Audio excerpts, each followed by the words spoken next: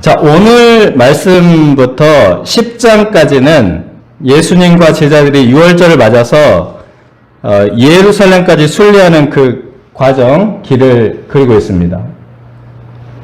근데 이 갈릴리에서 예루살렘으로 가시는데, 유월절에 가시는데 사마리아 사람들이 막았기 때문에 요단강을 건넜다가, 저기 대가볼리 그쪽으로 요단강을 건넜다가 밑으로 쭉 내려오죠. 네, 요단강 옆을 타고 쭉 내려오고, 그 지역이 이제 베레아. 그리고 다시 건너서 여리고를 지나서 이렇게 예루살렘으로 가는 이제 이 길입니다. 하나님 나라까지 가는 성도들의 순례길을 상징합니다. 근데 이 길이, 예수님께서 이 길이 자기 부인 자기 십자가의 길이라고 말씀하셨고, 그래서 부활의 영광과 승리의 길이 될 것이라고 하십니다. 그런데 제자들이 전체 이 십자가, 자기 부인 자기 십자가의 말씀을 받아들이기 힘들어하였습니다. 고난은 싫고 영광만 달라는 것입니다. 그래서 예수님은 이것을 받아들이도록 극약 처방을 하시는데, 이것이 바로 오늘 사건입니다. 첫째, 너희는 그의 말을 들으라. 1절에서 13절입니다. 예수님은 그 하나님의 나라가 권능으로 임하는 것을 보여주시기 위해서 베드로, 야고보, 요한 이 세 사람만 데리고 따로 높은 산에 올라가셨습니다. 이 세 사람만 데리고 높은 산에 가셨다가 돌아와서 무슨 일이 있었는지 아무도 말을 꺼내지 않았기 때문에 이것이 이제 큰 문제가 되었습니다. 예수님은 이제 이런 문제를 감수하시면서도 예수님이 그 변형되시는 특별한 표적을 보여주셨습니다. 우리 인간의 언어로 표현하기 어려울 만큼 그 옷이 하얗게 광채가 났습니다. 예수님이 평소에 입으신 옷은 그렇지 않았던 것 같습니다. 예수님은 머리둘 곳 없는 가난한 랍비이셨기 때문에 입으신 옷도 낡고 초라했습니다. 그런데 완전히 달라지신 것입니다. 그러니까 옷을 갈아입은 것이 아니라 변형되셨다고 했습니다.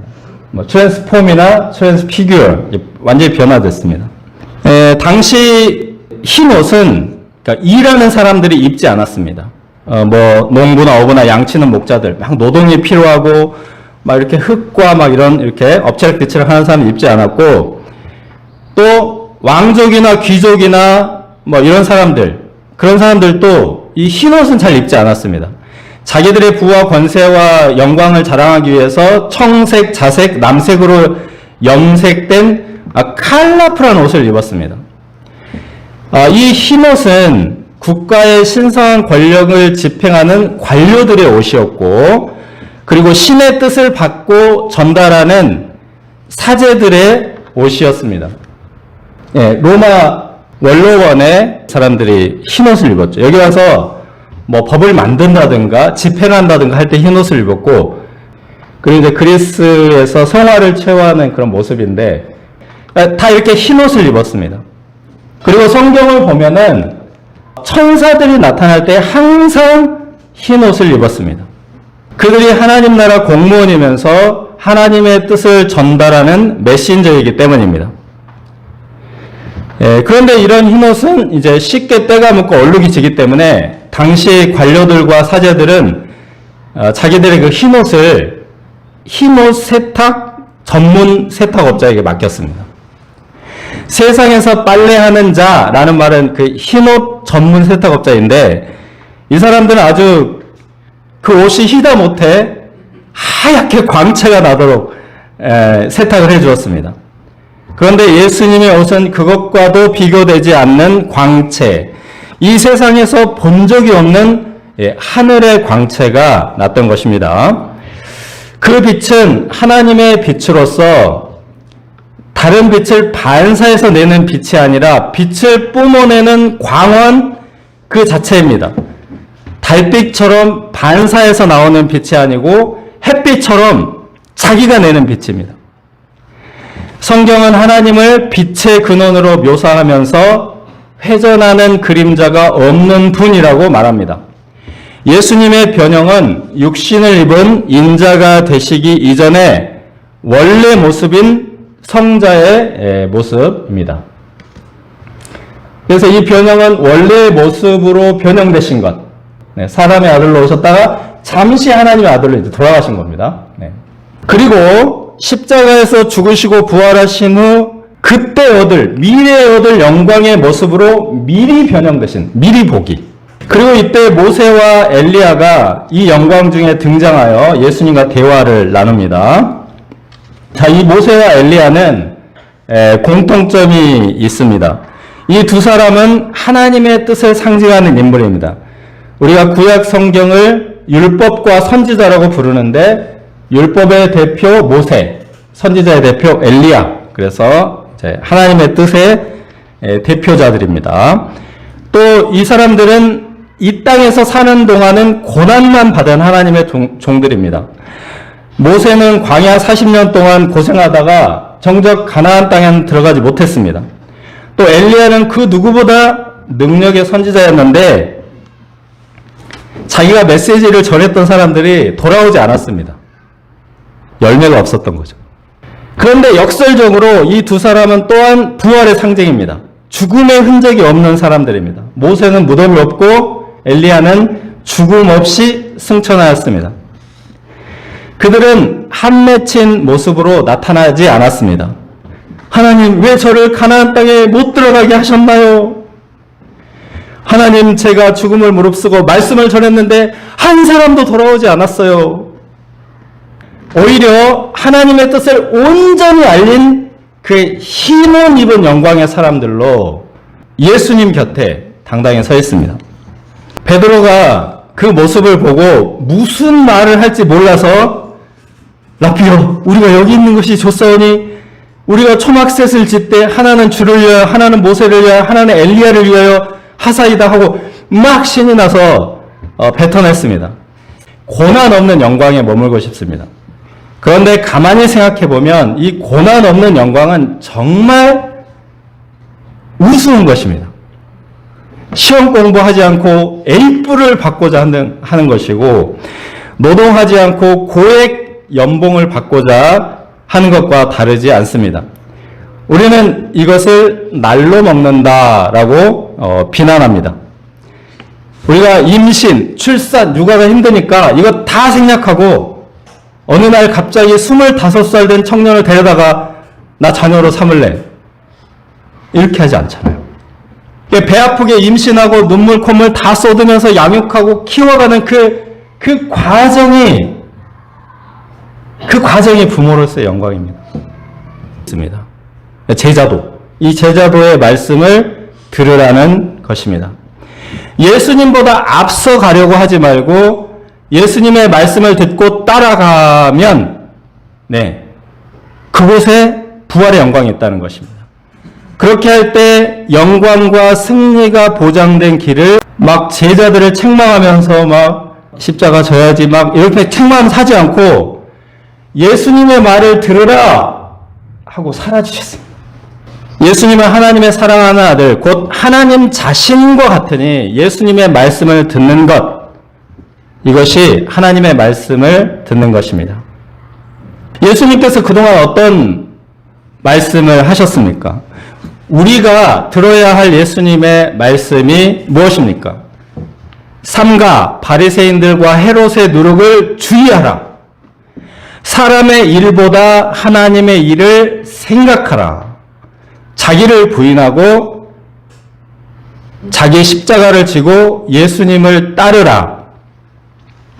앞에서 가르치신 이런 말씀들을 들으라는 것입니다. 그리고 이제 앞으로 예루살렘에 올라가시면서 또 가르치시는 말씀들이 있습니다. 제자도, 이 제자도의 말씀을 들으라는 것입니다. 예수님보다 앞서 가려고 하지 말고 예수님의 말씀을 듣고 따라가면 그곳에 부활의 영광이 있다는 것입니다. 그렇게 할 때 영광과 승리가 보장된 길을 가게 된다라는 것입니다. 이 결과를 확실하게 보여주신 것이 예수님의 변형이고 모세와 엘리야의 등장입니다. 네, 10절에서 13절을 보시면 이 부활의 영광 미리 보기가 효과가 있습니다. 10절을 보시면 제자들이 이 말씀을 마음에 두었다라고 했습니다. 이전에는 깨닫지 못하여 둔하던 마음이었는데 이제는 말씀에 대해서 마음이 열린 것입니다. 2002년 월드컵 신화에 레전드 경기들이 있습니다. 도저히 넘볼 수 없는 무시무시한 강적, 막 포르투갈, 이탈리아, 스페인들을 격파하였다, 이런 레전드 경기들이 있었는데요. 이 경기도 우리가 이겼다는 것을 알기 때문에 다시 보기도 편안합니다. 특히 이제 이탈리아 전반 17분에 골을 먹었어. 그럼 이제 패배죠. 1대0 패배. 이게 87분까지 갔습니다. 우리가 이 자리에서 봤습니다. 이 자리에서. 큰 TV에 갖다 놓고, 이 자리에서. 그래가지고 이제 저는 3분 남았기 때문에 너무 힘들어가지고 여름 수영회 직전이었는데, 저기 뒤에 있는 여름 수영회 초청 명단을 보고 있었습니다. 도저히 못 보겠더라고요. 지는 것을. 그러니까 어떤 사모님이 내 등을 딱 때리면서, 목자의 믿음이 너무 없다고. 빨리 보면서 응원하라고 막. 근데 딱 돌아본 놓아버렸어요. 그래서 이제 동점이 됐습니다. 동점이 됐어요. 승리는 아직 아니에요. 그리고 연장전을 시작했는데 연장 11분에 역전골을 넣고 이제 승리를 한 겁니다. 그리고 끝! 그러니까 70분 동안 계속 지다가 마지막에 딱 승리를 한 겁니다. 그러니까 이 70분 동안 내내 지고 있는 이 상황을 다시 봐도 괜찮습니다. 왜? 이길 것이기 때문에. 우리 인생도 예수님의 말씀을 들으면 결국은 승리합니다. 우리는 도중에 2대0으로 질 수도 있고 3대0으로 질 수도 있고 괜찮습니다. 결국은 역전하고 승리할 것이므로 계속 싸울 수 있습니다. 안심하고 예수님을 따라갈 수 있기를 기도합니다. 둘째, 변론 말고 기도. 14절에서 29절입니다. 자, 예수님과 3명의 제자들이 높은 산에서 신비로운 경험을 하는 동안 산 아래에서 굉장한 일이 벌어집니다. 14절에서 18절을 보시면 한 아버지가 귀신 들린 아이를 데려왔으나 제자들이 내쫓지 못하였고 시비를 거는 서기관들과 제자들이 변론을 하는 동안 아이는 거품을 흘리며 뒹굴고 있었습니다. 엉망진창입니다. 이 사태의 책임이 누구에게 있습니까? 믿음이 없는 세대여 모두에게 책임이 있다고 말씀하십니다.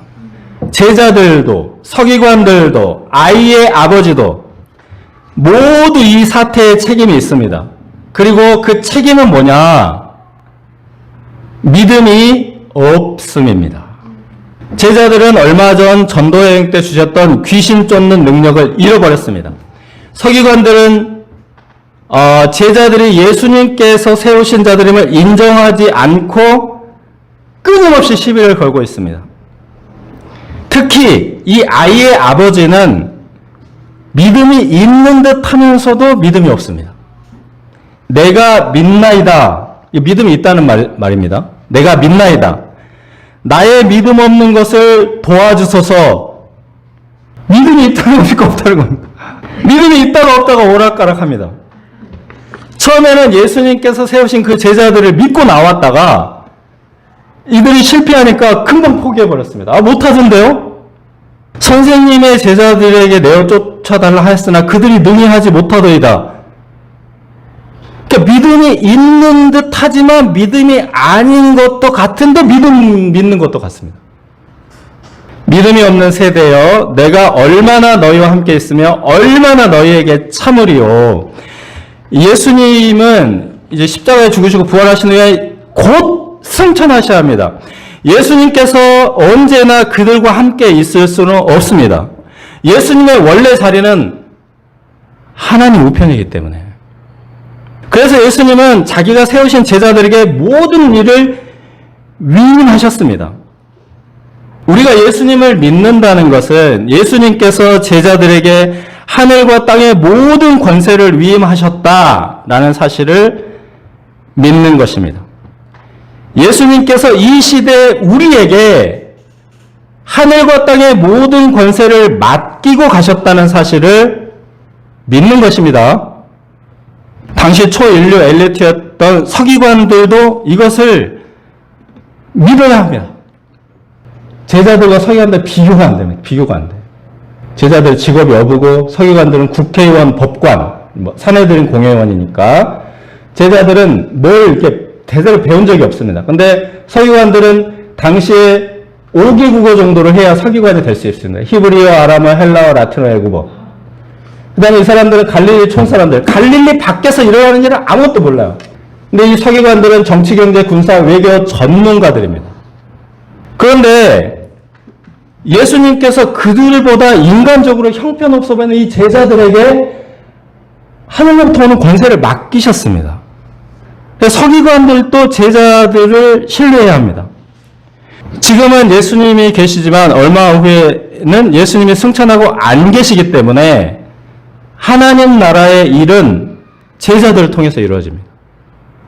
25절을 보시면 예수님은 말 못하고 못 듣는 귀신을 내어쫓으셨습니다. 아이의 증상은 겉으로 보이는 증상은 간질과 같은 육체적 질병처럼 보입니다. 근데 예수님의 말씀을 잘 듣지 못하게 하고 그래서 믿음의 말을 하지 못하게 함으로써 사람을 망가뜨리는 그런 귀신이다. 그런 귀신 들림이라고 예수님이 문제의 원인을 정확하게 진단하고 명령하셨습니다. 귀신은 자기 정체가 드러나지 않으면 절대로 떠나지 않습니다. 그러나 자기 정체가 드러나면 어떻게 하죠? 군대 귀신도 다 떠납니다. 꼼짝 못하고. 그러므로 이 영적인 역사는 그 정체가 무엇이냐를 분별하는 게 가장 중요합니다. 제자들의 집에 들어가서 자신들의 문제가 무엇인지 이제 예수님께 조용히 물었습니다. 제자들이 확실히 달라졌습니다. 달라졌어요. 예수님께 묻고 듣고. 기도 외에 다른 것으로는 이런 종류가 나갈 수 없느니라. 예수님은 기도하지 않은 문제라고 진단하십니다. 예수님께서 이미 그들에게 귀신을 쫓는 능력을 주셨기 때문에 그 능력이 없어진 것은 아닙니다. 하나님의 은사와 부르심에는 후회함이 없습니다. 없어지지 않습니다. 예수님의 진단은 능력이 결핍이 아니라 기도의 결핍이다. 예수님도 자주 기도하러 가셨습니다. 마가복음 1장 35절을 보면 예수님이 해가 뜨기 전에 새벽 기도 하셨습니다. 새벽 기도. 그리고 마가복음 6장 46절은 오병이어 그 기적이거든요. 기적을 행하신 후에 해가 진 후에 밤기도 하러 산에 올라가셨습니다. 예수님조차도 하나님 앞에 자기를 낮춰 기도하시고 하나님의 뜻을 분별하신 후에 일하셨습니다. 왜냐하면 기도 외에 다른 것으로는 이런 종류가 나갈 수 없기 때문입니다. 제자들은 그 능력을 행하고 난 후에 기도를 잘 하지 않은 것 같습니다. 그들은 오히려 초엘리트 서기관들과 변론하며 그들과 맘먹고자 하였습니다. 예수님은 이렇게 변론하는 제자들을 꾸짖으시고 기도 외에는 이라고 강조하십니다. 기도는 하나님 앞에 엎드리는 것입니다. 기도는 눈을 감고 머리는 숙이고 손을 모으거나 아니면 손을 들고 그리고 무릎을 꿇고 엎드리는 것입니다. 이 기도의 모든 동작은 공통적으로 항복이라는 동작입니다. 하나님 앞에 항복하는 것이 기도입니다. 하나님 앞에 내가 아무것도 아니다 라는 사실을 재발견하는 것입니다. 하나님 앞에 나는 오병이어밖에 안 되고 칠병수호밖에 안 되는 아주 작은 존재에 불과한 것을 인정하는 것이 기도입니다. 내 능력을 믿지 않고 나를 보내신 예수님을 믿는 것이 기도입니다. 내 눈으로 보기보다 내 눈은 감고 하나님의 눈과 하나님의 말씀으로 상황을 분별하는 것이 기도입니다. 그렇게 할 때 문제를 정확하게 진단하고 처방할 수 있습니다. 여러분, 기도의 자리로 초대합니다. 하나님께서 너희는 그의 말을 들으라 하셨는데 예수님의 말씀은 기도 외에 다른 것으로는 이런 종류가 나갈 수 없느니라 하십니다. 기도 외에는 이라는 말은 기도만으로라는 말과도 같습니다. 우리가 하나님 앞에 나아가 겸손히 기도함으로 믿음 없는 이 세대에 믿음의 사람들이 될 수 있기를 기도합니다.